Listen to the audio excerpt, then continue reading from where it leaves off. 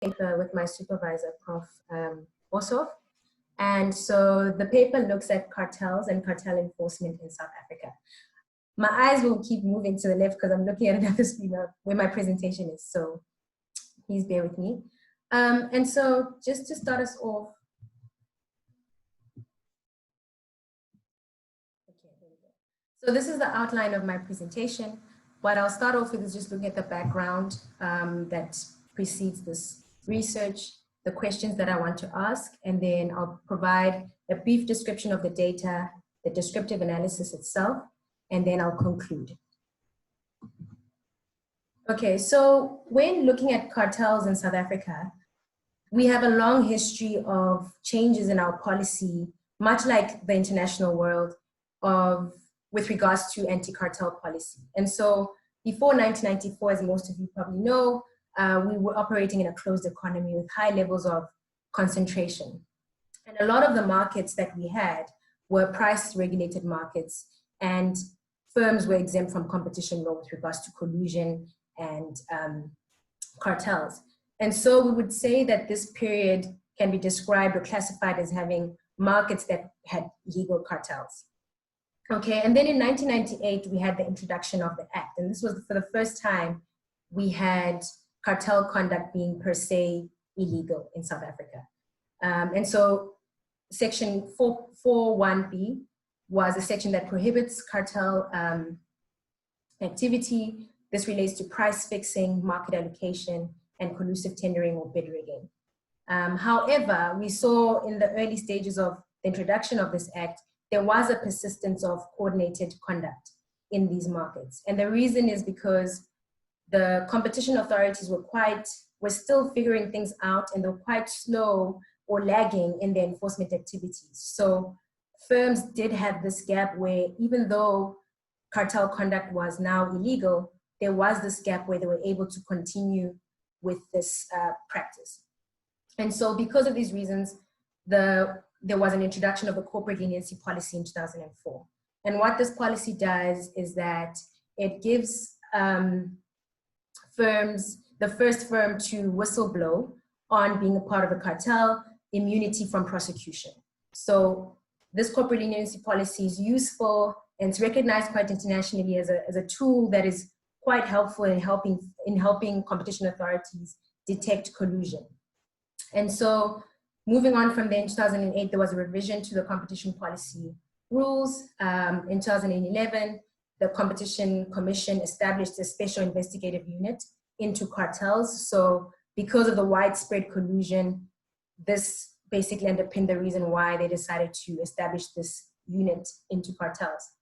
In 2015, we introduced the administrative penalty guidelines, and these guidelines were basically to help the Competition Tribunal, the Competition Commission, determine how to find and penalize these cartels in a systematic way. And these guidelines are basically based on sort of the European way of penalizing cartels. And then in 2016, South Africa introduced personal criminal liability. This is something that we haven't yet seen, but in the US it's quite common, where CEOs or managers of firms get penalized, meaning you can go to jail for colluding. And so we've introduced this, but this hasn't necessarily been used yet. And then in 2018, this was a year preceding 2018, 2017, 2018, up to 2019, there was a lot of discussion around amending the South African competition policy. And one of the amendments that were introduced with regards to cartels was a harsher penalty for repeat offenders.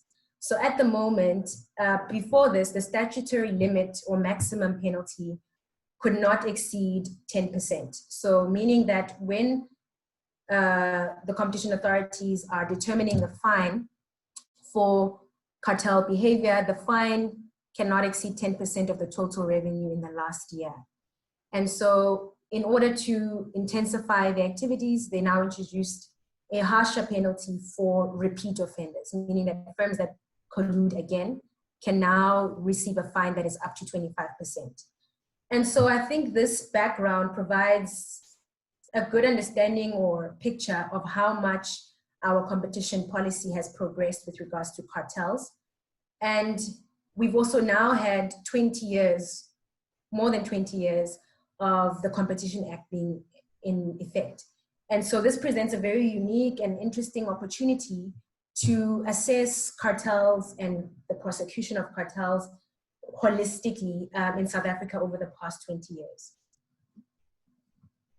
And so just to quickly go over the kind of literature that is in this type of work is the cartel literature from the theoretical perspective is really founded on the idea of incentive compatibility. And so the theoretical models of collusion will focus on the conditions when collusion would be profitable, which I think most of us are familiar with.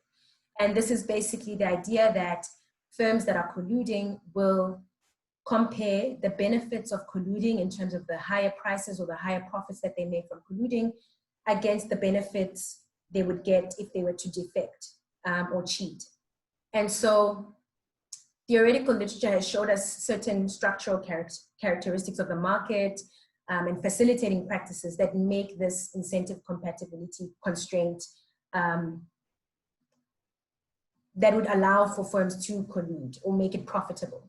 And so some of the structural characteristics would be the number of firms involved in a cartel, whether the markets are concentrated, what type of conduct they decide to engage in as a facilitating practice that would make collusion more sustainable, and measures of monitoring and punishing that firms would also include in their arrangement in order to make sure their partners or their fellow cartelists are not defecting.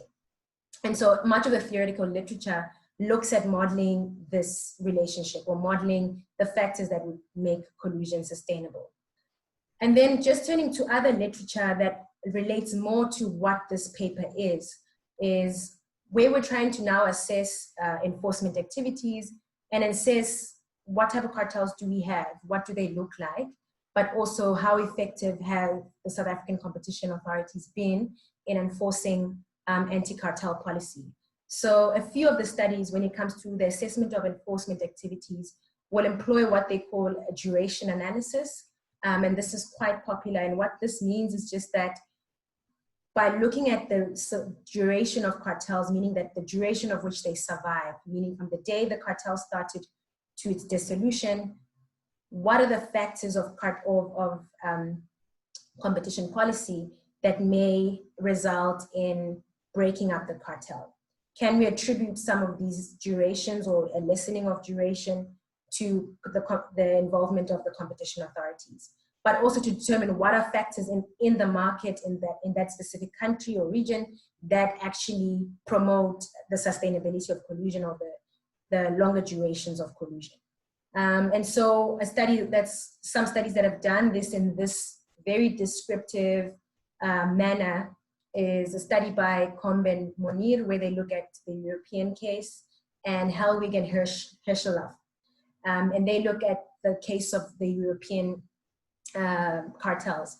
There's also quite a lot of literature from the international cartels, which are cartels that involve firms in multiple jurisdictions, so not just one country. And this is, I guess, where a lot of the literature comes from, international cartels and in the United States.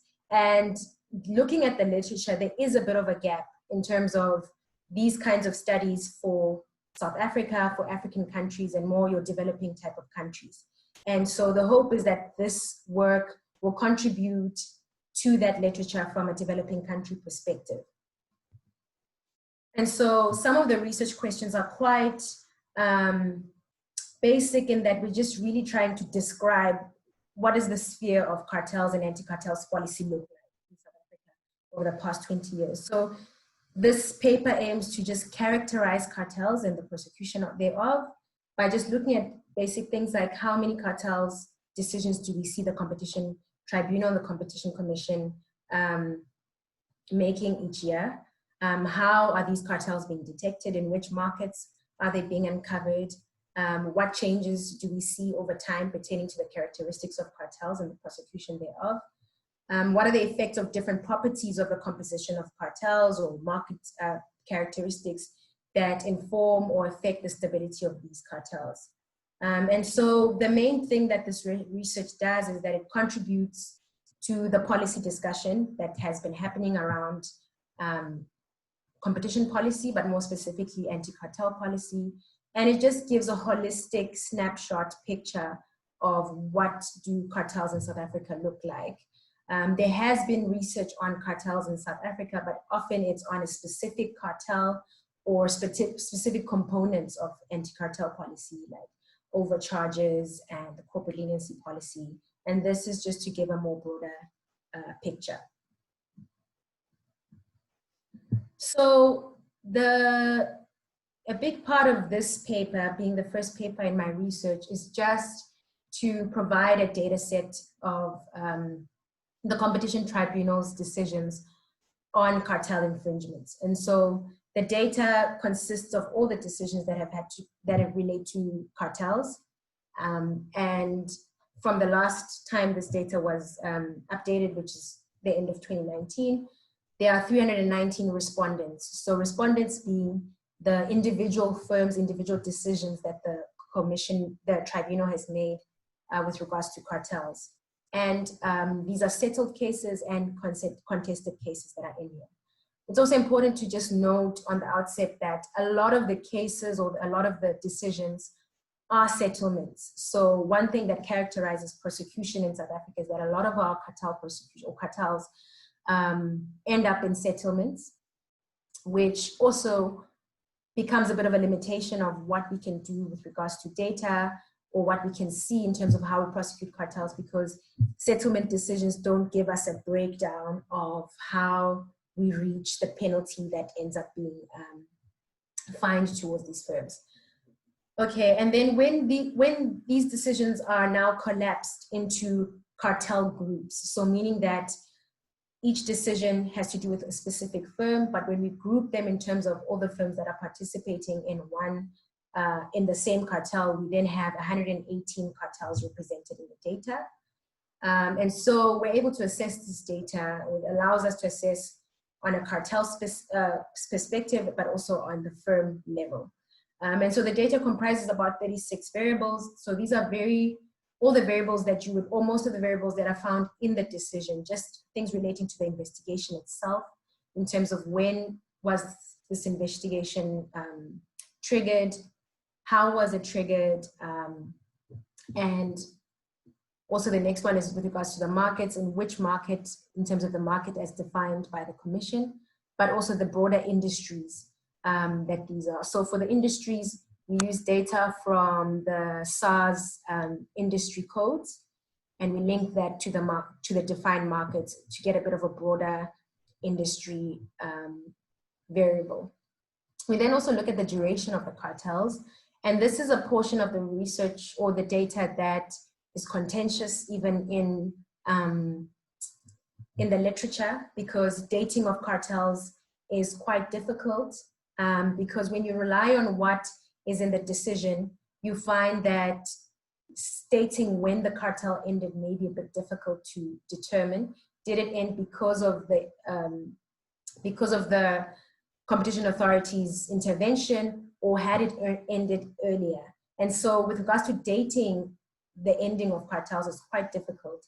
And also in terms of the effective collusion date. So they may have sat down and decided to collude on a specific day, but effectively when prices changed could have been later.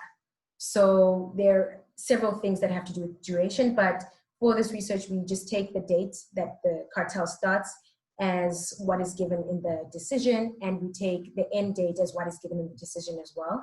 And in cases where it's not given, we take the end date as being the date was detected by the Competition Commission.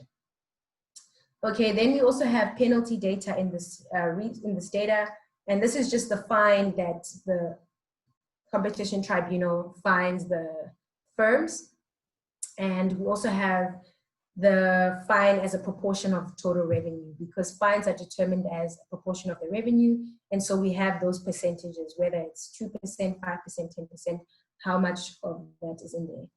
And then the last thing that is also represented in the data is aspects of a corporate leniency policy.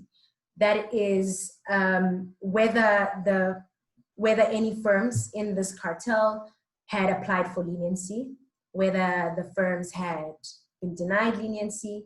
And so there are some cases where more than one firm applies for leniency, or the firm applies for leniency and they get rejected because they were unable to give enough information, or they were not the first person to apply for leniency.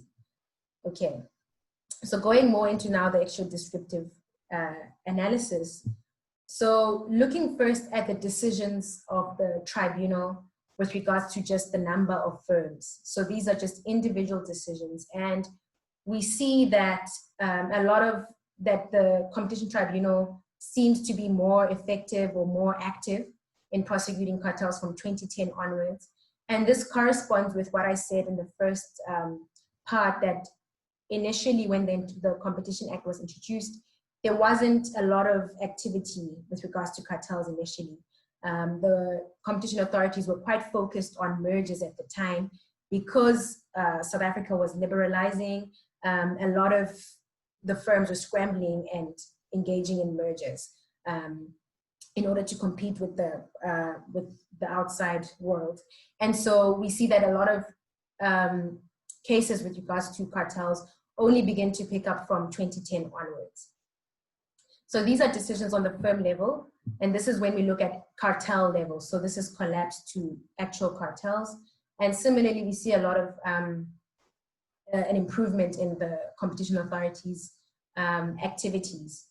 We also see a lot of cartels towards the end, and a lot of those actually are because, excuse me, like in the previous one, where we have in around 2018, those are just because of the large construction cartel that was uncovered after the World Cup, where a lot of those decisions occurred a lot later.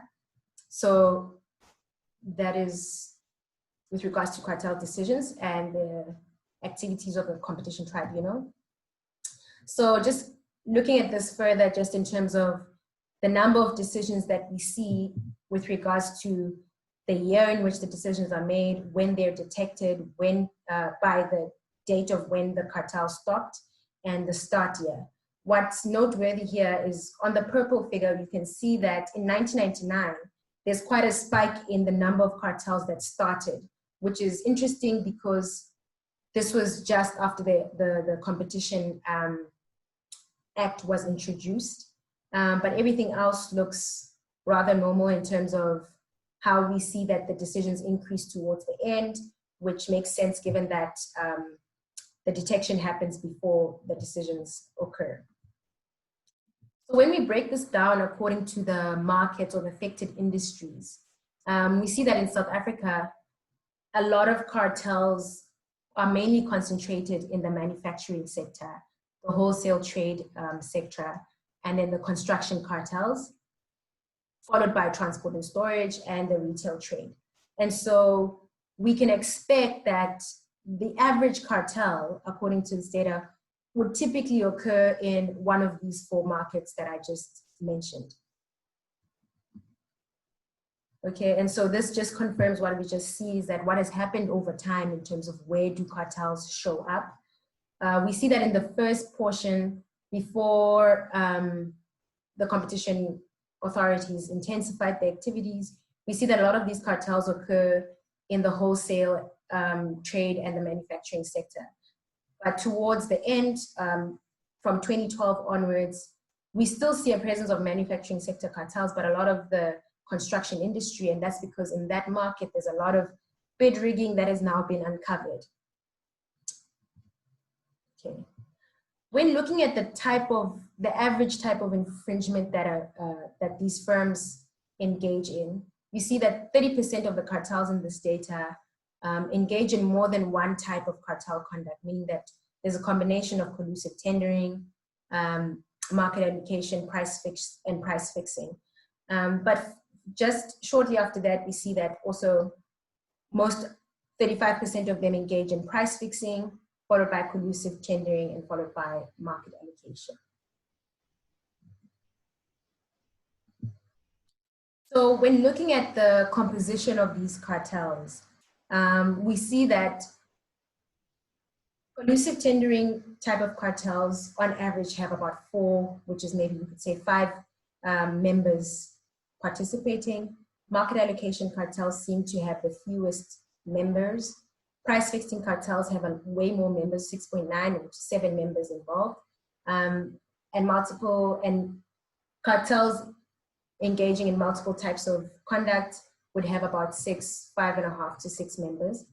But on average, the total number of cartels, average number of members of a cartel is 5.3, is 5. And this is different to what we see in the international literature, which typically has larger number of cartels, about 6 and 7 more or less. So one enforcement measurement that helps us to measure the effectiveness of enforcement is looking at the duration of these cartels. So this graph is it's a little bit messy, but because it shows us all the cartels and the data for which we were able to calculate their duration, which is about 88 of the 118 cartels. And we see that there are a few outliers, like the cartel that lasted about 34 years, the next one 27 years, and the next one 20 years. But the data shows that the average cartel, which I'll show here, lasts about 6.5 years, And this, compared to the international literature, United States, Europe, and international cartels, we see that South African cartels seem to look like they are shorter lived compared to other jurisdictions in other countries, which is a good thing. A previous study on looking at the duration of cartels in South Africa found that they were lasting about 6.7, which is similar to the finding in my study. And that study was looking at the duration from 1999 to 2012. Okay. Then when looking at the duration of cartels with regards to what type of infringement they're participating in, if I just exclude the multiple infringements and just look at the 3 main infringements, or firms that are participating just one type of cartel conduct, we see that market allocation seems to result in longer-lived cartels. And this is consistent with what our theoretical literature suggests. And this is because market allocation allows firms to monitor each other better and then punish firms that are defecting. So this is consistent with what literature shows.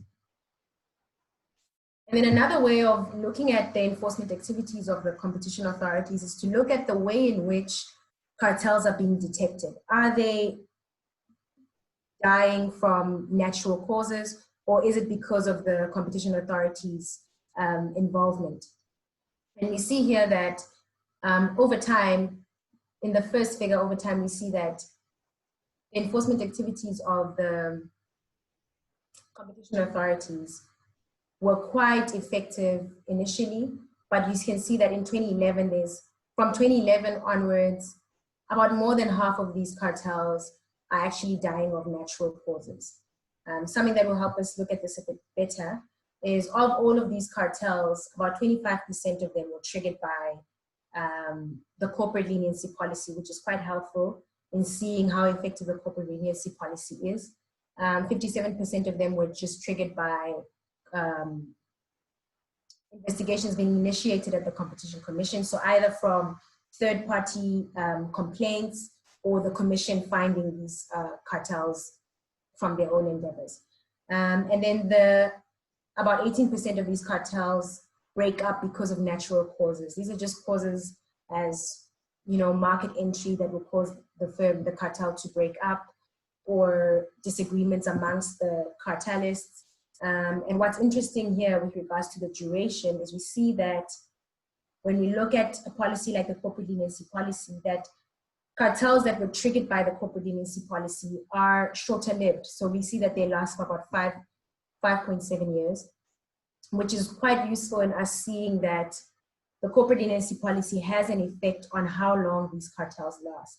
And so one could suggest that this is a tool that the competition authorities should use more to help them detect cartels. And some of the things that have been suggested in the literature is some countries, I think it's a suggestion in the literature is that we can probably pay firms to be whistleblowers, so give them bounties because this may be something that can really help reduce or detect cartels even more. So I just have a question.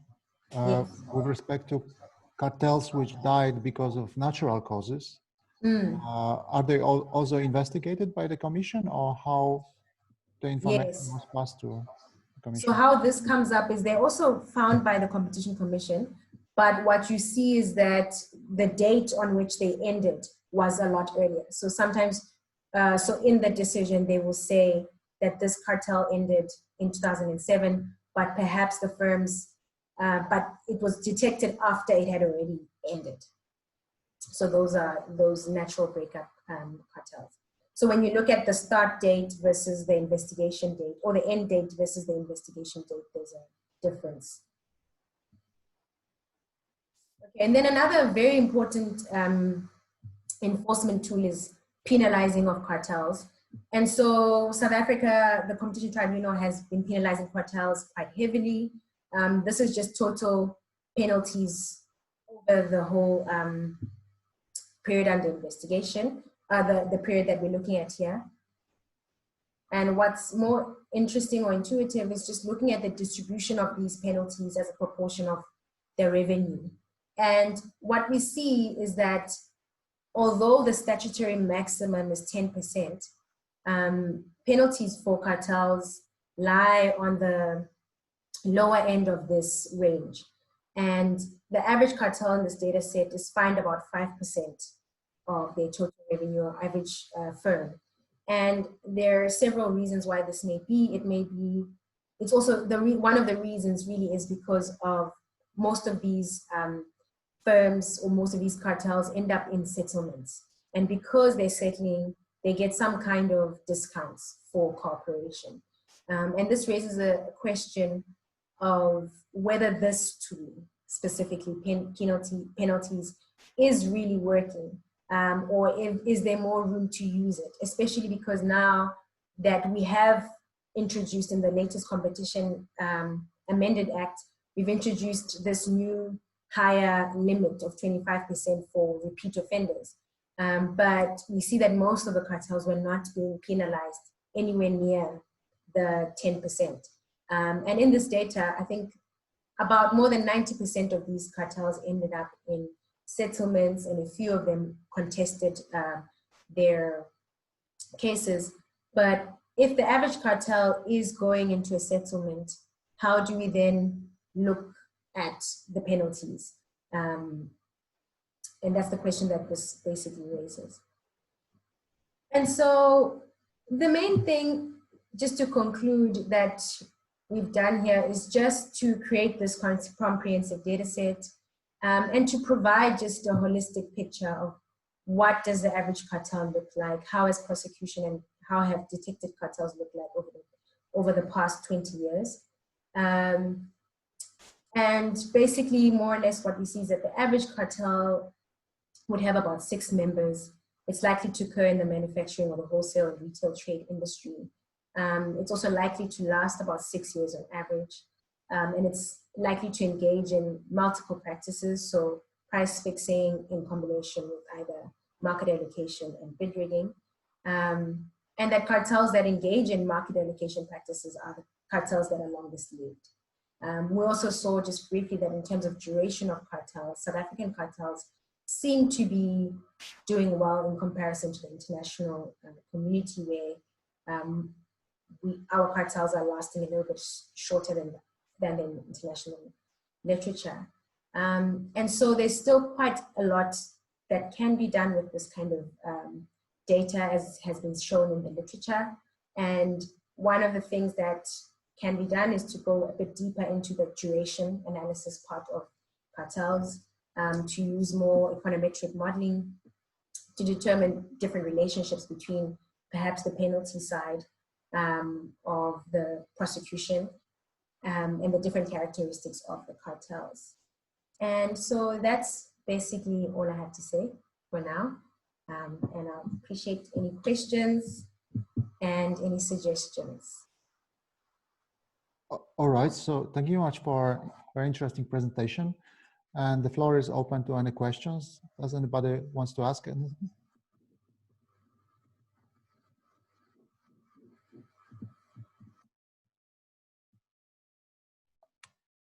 Okay, so Uh, yes, please go ahead. Yes, can I start? Inaunya Eita here from the University of Johannesburg. Thank you. Thank you very much for the presentation. I'm just interested in something that you mentioned, that if companies, I don't know whether you say cartel or, yeah, if they are in a cartel, and then you talk about the immunity, that the first company to confess that they have violated the provisions of the Competition Act will be given some leniency or some immunity from punishment. Now, I'm always interested in finding out what will happen if, let's say, 2 or more companies confess at the same time. What will happen? Are they going to share the immunity? I mean, the leniency, will it be equal, or what is going to happen? So there are some cases where more than one company will come forward. And honestly, I'm not 100% sure how that goes, because there are some cases where leniency, there will be some leniency given to some of the either more than one firm, dependent on how new the information is that they provide with regards to the cartel. But from my understanding, it's the first firm to come forward. But there are unique cases where the competition authorities will put out an invitation, such as in the construction cartel case, where they had put out an invitation to ask firms to come forward if they were colluding in collusive tendering. And a lot of firms were provided leniency in that case for pointing out the different practices that were ongoing. So it is the first firm, but I don't think it's necessarily set in stone. I think there's a little bit of discretion as well. Okay. Yeah. Okay, thank you. Which was sent as a message to everyone. I can read it maybe. To what extent is the extent of cartelization and concentration within the export undermined the possible growth in GDP?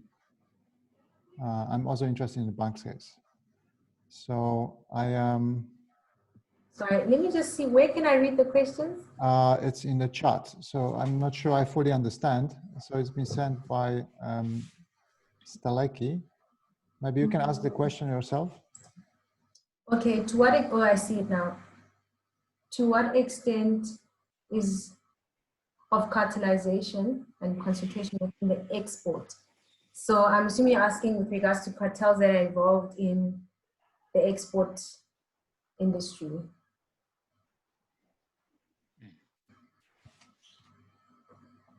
Okay. I understand what you're trying to ask with regards to this question, because obviously when firms are colluding, there are benefits from collusion to an extent. With regards to, I guess, maybe capacity and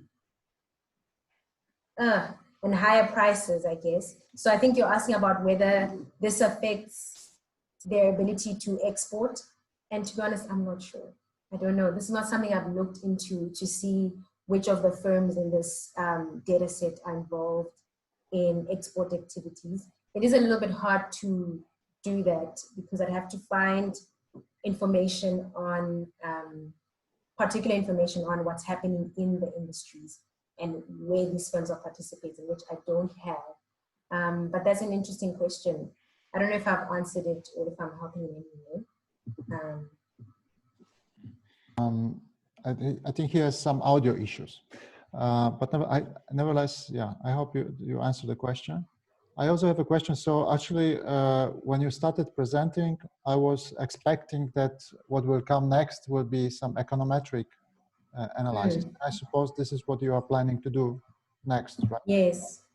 So yeah. It seems, because so you said that you have very nice data covering all cartels and 36 observations, right?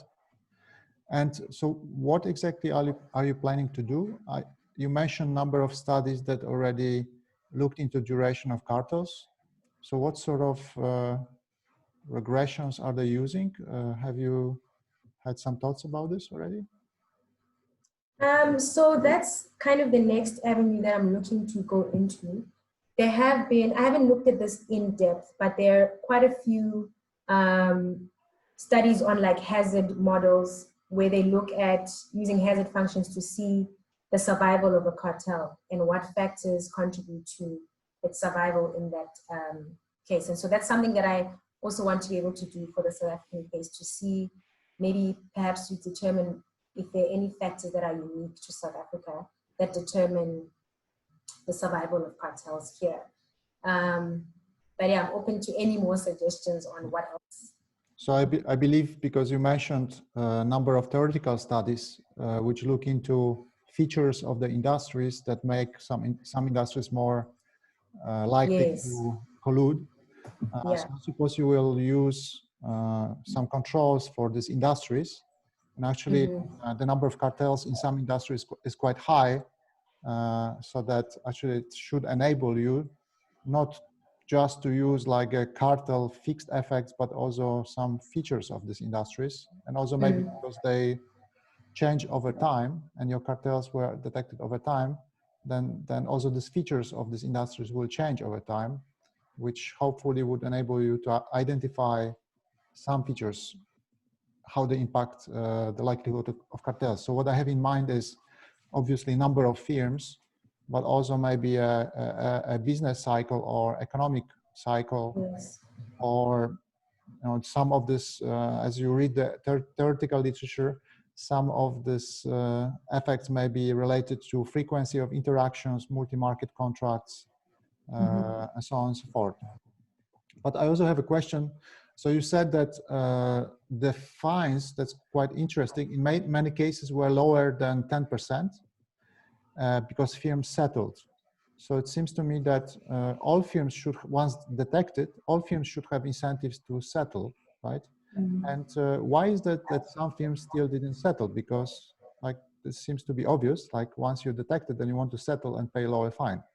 And why some firms managed to pay less and others ended up paying 10%?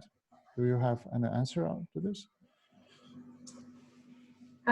So one of the things as well, even if you are in the settlement process, I think it also depends. So partly it also depends on so the one thing is that it also depends on the sectors. So one of the things that the Competition Commission had identified were priority sectors that were priority to the economy because of jobs or because of the effect on the poor and so on. So one of like the big cases was the bread cartel, cartels in the food sector. There were several cartels in that sector. And so things like that also determine, I guess, the size of the fine, but also because of the duration of the infringement. So some of these cartels lasted a very long period. And so the fine that they end up getting is quite high. So first the fine is calculated and then the fine is compared to your revenue. And then then compared against the revenue, and if it's above 10%, they bring it down to about 10%. So I think just from what I see, it seems some of the cases is dependent quite a lot on the duration, but the discounts, I guess, vary depending on the sector in which this was happening and what is deemed as the severity of the effect on the economy or the sector. But yeah, that's something I would want to look into a bit more. So thank you for that, just to see more what it is that has influenced larger fines in some sectors.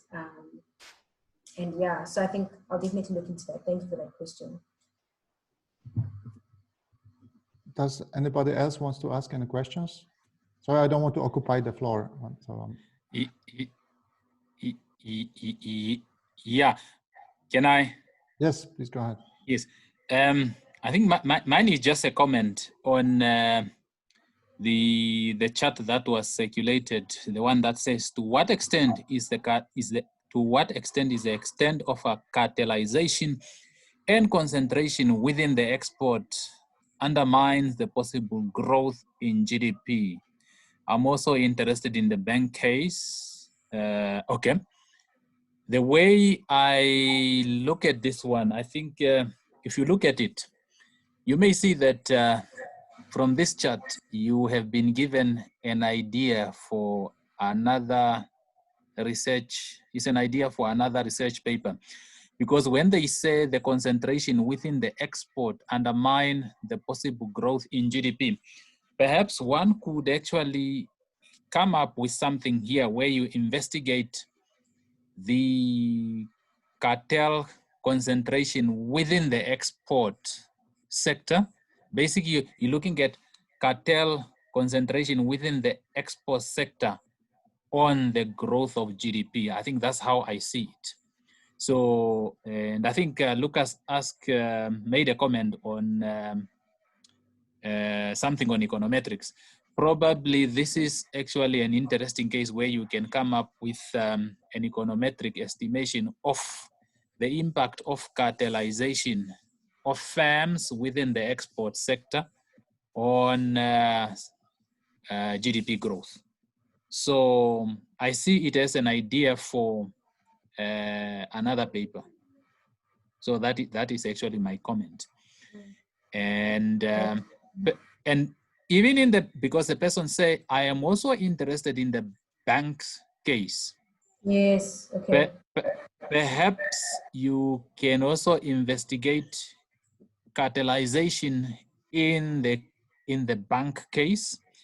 And if you have cartelization in the bank case, then you can also investigate that that impact on GDP. So those are the comments that I am actually interpreting the chart that was circulated by Steleki. If I can say something. Interpretation, yeah. Yes. So I actually don't agree with the comment in the sense that, okay. As I understand, your paper deals with a broader overview of more than 300 cartels, right? So, I mean, here, and most of them, they actually, as indicated by the statistics, are in transport, in construction, wholesale, transport, manufacturing. So it seems to me that they have not that much connection to export. And with respect to banking, it's a separate question, and there was inquiry into banking sector by the Competition Commission. So it's a totally different subject in a way. And I guess there was a large number of people working on this inquiry. I'm not sure what sort of conclusions they came to. So I think it's a bit beyond this research paper as such, but it's certainly interesting as an industry study. Yeah, and I think I don't know if anybody has any suggestions on potential data that I could link this with to, because I'm limited in terms of, I just have the decisions, but some questions with regards to, and what you suggested, Lucas, with regards to like business cycles. So there's quite a lot of studies on things like that, which connect this with, but I think one of the limitations is having better industry separate data that we can link this with the industries that I'm finding in here. So if anybody has any suggestions, that would also be welcome.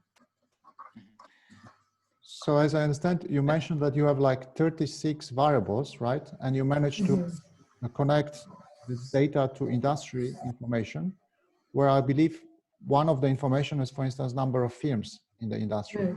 Which is the most important. So no, it's not number of firms in the industry. It is number of firms in the cartel.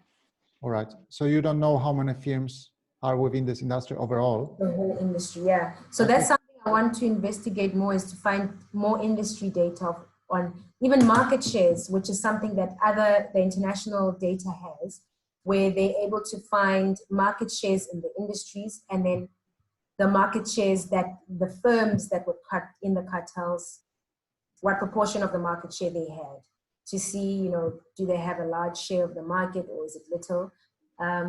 So that kind of data is the kind of data that this data doesn't have, which also limits your ability to do overcharges, for instance, which I am unable to do with what I have in this data. So being able to find that data would be great. I just don't know how you find it. I don't know if the commission really. Oh, I thought that by knowing the industry, the sector, you should be able to connect it to statistical data from the Statistical Office of South Africa. Okay, And let me consider that. Okay. I mean, once you have the sector, there's a code. Now I don't remember what's the data for South Africa exactly. Is it at the Reserve Bank or somewhere else? There's a code of the industry, which should enable you to have some count of number of firms. Right? Maybe others who research on this can also be of advice. I'll look at that. Thank you. I also have a question related to, so again, the natural breaking of cartels. You said that 18% of cartels, they naturally stopped functioning before they were investigated, right? And I mean, it's also linked to the duration of cartels, but it's also another question, like what makes cartels break by themselves? And here again, some theoretical papers give suggestions like exactly number of firms, entry in this case, maybe also the possibility of imports, that there's competitor from outside and so on and so forth. So I think it's also another question you can ask, like the fact that some cartels break and what determines this.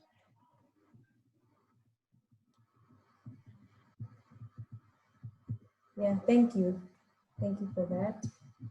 All right. And anybody else wants to ask or suggest something? Can I? Yes, please go ahead. Yes. I'm actually. I find the. This is part. What you presented is is part of your PhD. Am I correct? Yeah. So this is basically just the basis, the first, just descriptive part of the PhD. So the aim is to do more econometric, more complex, more interesting questions using this data. Okay. And just following up on Lucas, thank you for the clarification. I think when it comes to the export, that I think most of these firms don't really export. But I was just thinking, because when I after the clarification from Lucas, I'm just thinking, if you can find data, consistent and sufficient data, can one not test cartelization and growth in GDP? I'm not certain, but that's not something I've necessarily come across even when I was looking at the literature. Okay. So I'm not sure, but it's not something that I've seen in the literature. Okay. But I've seen more of the other way, sort of. So business cycles, where are we in the business cycle, and how does how that affects cartelization? So it's similar to what you're asking. So that is something that can be done. Okay. Thank you. The business cycle perspective, yeah. I don't want to comment on your comments, but again, to me, the questions of cartels are more microeconomic questions. So it's around single industry, studying a single industry, or this type of study, like a number of cartel cases across different industries. Okay. I'm also personally not sure whether this is something that is interesting, and looking at cartels and overall GDP and growth and so on, because in case of cartels, eventually you just care more about the harm to consumers, and depending on the industry, the harm would be smaller or bigger, of course. Sometimes can be big, but can it be big enough to impact negatively the economic growth? I'm not sure whether this has been really investigated that far.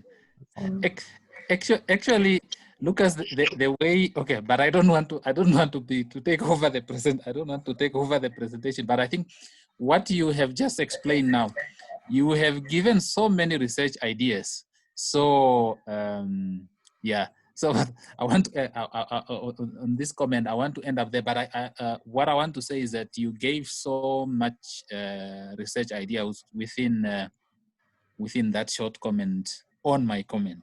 So you have given some very interesting research ideas. So, and you are actually attracting my interest to this type of research. Yes, thank you. So I don't want to take over the floor again. If anybody wants to Yes. ask something else, because we still have a few minutes. I mean, I again, like, I can give my comments on this. So I do think that from the perspective of also competition policy, but economic modeling, there's more interest into studying specific industries or this cross-sectional studies as you intend to do, and maybe less interest into looking at linkages between macroeconomic variables and capitalization. So as Wawa mentioned, I think for South Africa, there is a number of papers that look into specific industries like bread cartel, banking sector. Yeah. I'm not sure what else. There are actually not so many. And if you're looking for research ideas, like take any of these cartel cases and investigate it in more detail, studying overcharges, and the functioning of the cartels, for instance, in more detail. And that will be more interesting, in my view, than looking at linkages between catalyzation and macroeconomic variables. But what Wawa tries to do is, as I understand, there hasn't been a single study yet for South Africa, so it's extremely valuable. You mentioned some paper that covered up until 2012, right? I'm not sure what that specifically duration. All right. So this is in the recent book that was released on competition policy in South Africa. I just forgot the name of the book, but there is a part on just looking at duration of cartels. But it's also few. It's about 28 cartels that they look at in that data, and they're just looking at duration. I think there's more in terms of just giving a broad picture, and like you're explaining, potentially going into maybe some specific cartels and maybe specific markets. Because what I found interesting was just the priority sectors that the commission prioritizes given the effect that they have on the economy. So like food, for instance, is one that I'm considering looking at more in depth because there's been so much in that sector, from bread, milk, pelagic fish. There's quite a few cartels that have related to food. So perhaps that's something I can look at, or maybe just a specific cartel. The data also gives a bit of an idea of the organization of the cartel. So in terms of what methods they choose to use in terms of resale price maintenance, when they're allocating markets, how specifically do they organize themselves. So that's something that I want to look at, that I'm considering looking at in depth as well, is just to see how are these cartels organized and how has that changed over time. So a lot of the cartels initially had involved industry associations, but obviously now it's a lot easier to detect a cartel if there's an industry association. So cartelists in more recent years are moving away from using that method, I guess you can say. So things like that are something that I would also want to look at, is just the organization of these cartels, perhaps, and see how they're changing over time, maybe. Right. This sounds to me like all very interesting subjects. I just want also to mention for anybody else, I don't know whether you've seen the call for papers by Review of Industrial Organization on antitrust in, I think it's either Africa or developing economies overall. Yeah. So if anybody has any papers, that it's a nice opportunity to submit, because I guess also even less developed ideas that they may be willing to review, give you feedback, and maybe even like more descriptive papers would be published. So you can, I suggest that you, even if you have a paper ready, to submit it there and see what feedback you will get. No, I'll definitely do that. Say that again, Lucas. Review of Industrial Organization. They have a call for papers on competition policy in developing economies. And the former chief economist from Competition Commission Liberty, he's actually the guest editor of this journal. So you can send him email as well, saying that you have something that you would like to submit, whether it would fit. Okay. Thank you. So I think we lost almost all participants, and we're about to finish. I would like to say, so we have some presentations scheduled for next week. So next week will be Rohan Mini. I think he was here before, still is. He will talk about a lecture on bargaining models and vertical mergers. So I hope to see you next week at the same time.